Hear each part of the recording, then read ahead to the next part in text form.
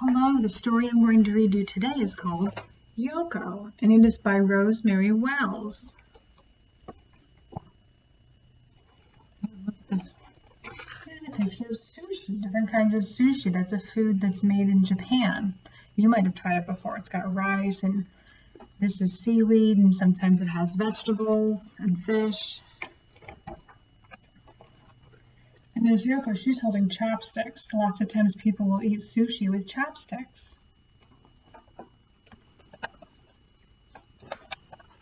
What would you like for lunch today, my little cherry blossom? Asked Yoko's mother. All my favorite things, please, answered Yoko. Oh, her mom's making her lunch. Does someone at home do that for you? Yoko's mother spread steamed rice on a bamboo mat. She rolled up a secret treasure inside each piece. Then she packed it all in a willow-covered cooler. So this is how she makes the sushi. She spreads the rice out, and she puts something in the middle, and she rolls it up. Have a wonderful day at school, my little cherry blossom, said Yoko's mother. I will, answered Yoko. She's going to school.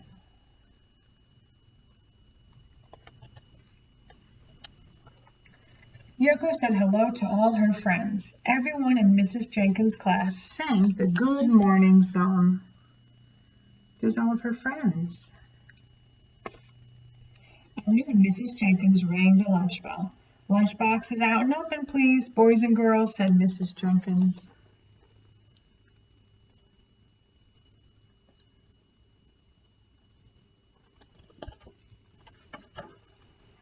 Timothy unwrapped a peanut butter and honey sandwich. Valerie had cream cheese and jelly.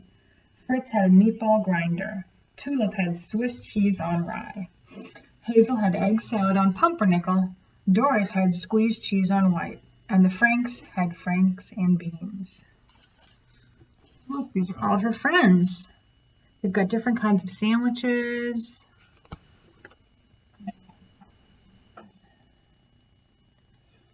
And they're all eating a different kind of sandwich. That's neat. Yoko opened her willow-covered cooler. Inside was her favorite sushi.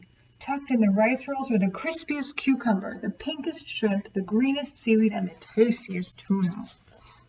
Oh, look at that beautiful sushi her mother made.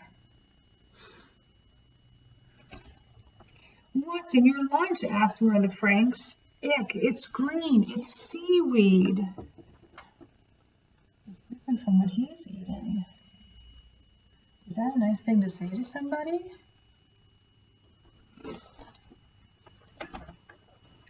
Oh no, said the other Frank. Don't tell me that's raw fish. Oh, he's not being very kind either. Watch out, it's moving, said Doris. Yuckarama, said Tulip and Fritz. Valerie blew the playtime whistle. Everybody out, said Valerie. Not saying nice things about what's in her lunchbox. And how do you think Yoko feels about that? She didn't say anything about their sandwiches. Yoko did not want to play ball or swing on the swings. What's wrong, Yoko? Asked Mrs. Jenkins. Everybody laughed at my lunch, answered Yoko. They'll forget about it by snack time, said Mrs. Jenkins. Oh, how's Yoko feeling about that?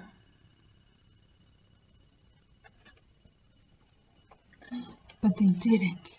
During the snack time song, Yoko opened up a thermos cup of red bean ice cream. Red bean ice cream is for weirdos, snorted the Franks. Mrs. Jenkins switched to the friendly song.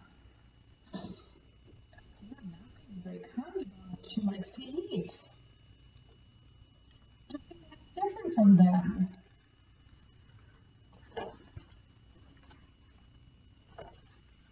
Mrs. Jenkins knew the friendly song was not enough. Late into the evening, she fretted about Yoko. She worried. Finally, the answer came to her. She wrote a note. It says, Dear parents, Monday will be International Food Day at Hilltop School. Everyone is asked to bring in a dish from a foreign country. Everyone must try a bite of everything. Happy cooking, Mrs. Jenkins. So she's asking people to bring in all different kinds of food from different countries, and everybody can try a new thing. We'll make a deluxe sushi for the whole class, said Yoko's mother. Don't worry, my little cherry blossom. Everyone will try our sushi. Everyone will love it. Oh, do you think people will want to try Yoko's sushi?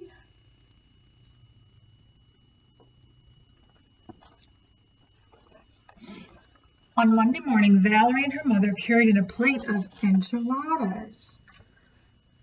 Enchiladas are tortillas, like a kind of flat bread, and they often have beans or meat or cheese, and people eat them in different countries, and this country is Mexico with the flag. Timothy and his mother made Caribbean coconut crisps. Look, are different island nations, and this is the flag of Jamaica here. I think that might be from the Bahamas, but I'm not sure. I'll have to look that up.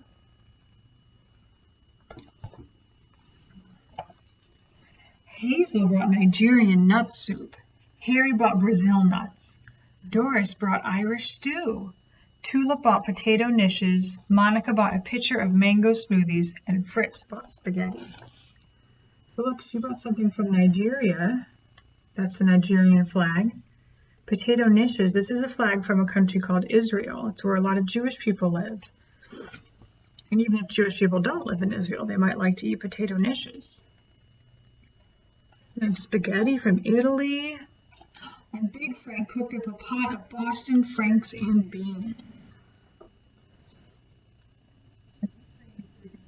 Boston, which is in Massachusetts in the United States.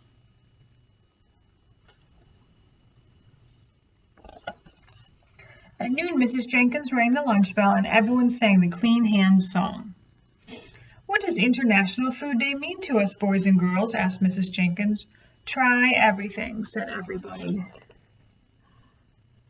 Look, they're all eating different things. They're all trying different things.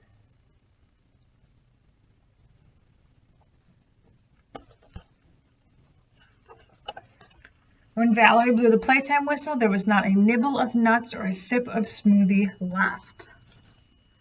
Whoa. They tried all different things and they liked them all.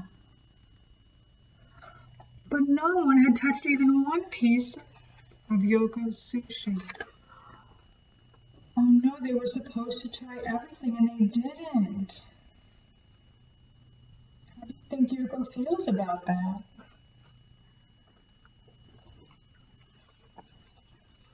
Yoko sat under the learning tree. Suddenly, she heard the clickety-click of chopsticks. She's not going out to play with her friends.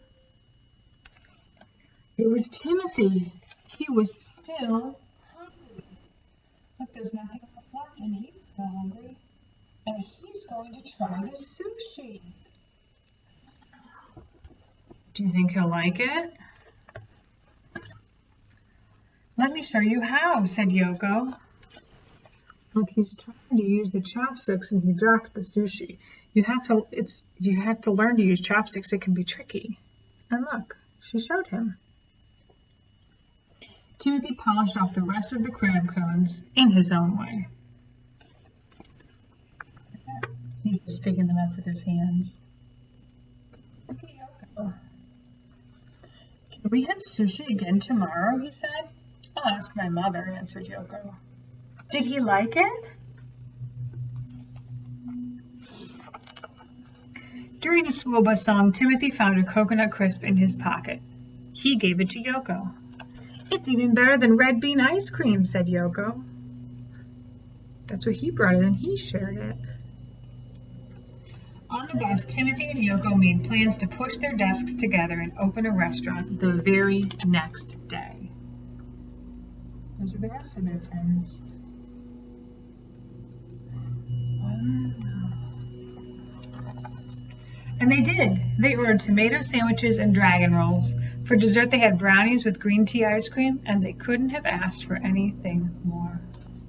Look, they pushed their desks together and they're sharing their lunches. Wow. So Timothy tried something new and it turns out he liked it. Sometimes if you go to school or if you're with other people, they might be eating something different than what you usually eat. And even if you're not sure, is it a nice thing to do to say yuck or icky? No. You could try it because sometimes when we try things, we like things. And did you know that when you grow older and older, sometimes the things in your mouth called taste buds that help us taste, they change too. So even if you tried something a little bit ago and you didn't like it, you might try it again and like it, especially if somebody makes it for you. It's very kind to try something that somebody makes for you, even if it's not your favorite. I hope you liked that story about Yoko. Bye.